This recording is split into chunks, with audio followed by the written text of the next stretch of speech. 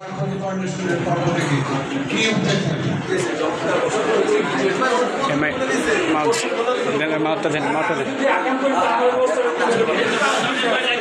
আচ্ছা আচ্ছা সাহেব, কেউ যদি নিজে নিজে নিষ্ঠুর হয়, পরিবেশ তৈরি করে খুনা করে। আমরা শোনেন, সানেস নাবা জাতীয় খনিজ ফাউন্ডেশন আজকে 10 বছর যাবত মাঠে আছে। আমরা আপনি বললেই ওইখানে চলে যাবো, প্রত্যাহার করার কথা না। আমরা প্রথমে এটাকে ইনভেস্টিগেশন করি, তদন্ত করি। আপনি লোক হিসাবে কেমন, আপনার বিরুদ্ধে এরা যে কথাগুলো বলতেছে এটা সঠিক কিনা, বা এটা কিভাবে সূত্রপাত হলো, বুঝতে পারছেন?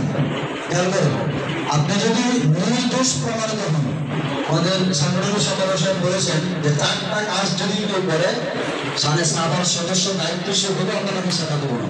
1 নম্বর হলো যদি সে রাষ্ট্রবিরোধী কোনো কাজ করে, বলেন রাষ্ট্রবিরোধী কোনো কাজ যদি কেউ করে, আমরা সেখানে গিয়ে কথা বলে থাকতে পারবো? বলেন।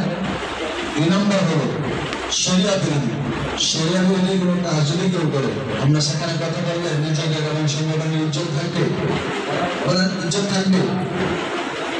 শরিয়া বিরোধী কাজ যেগুলো ফাঁসের ফিউচার হয়ে যায়, ওরা প্রমাণ করলে এটা দ্বিগুণ সংগঠন ফাঁসের ফিউচারের পক্ষ নিয়ে এভাবে আসতেছে, বলেন ঠিক না?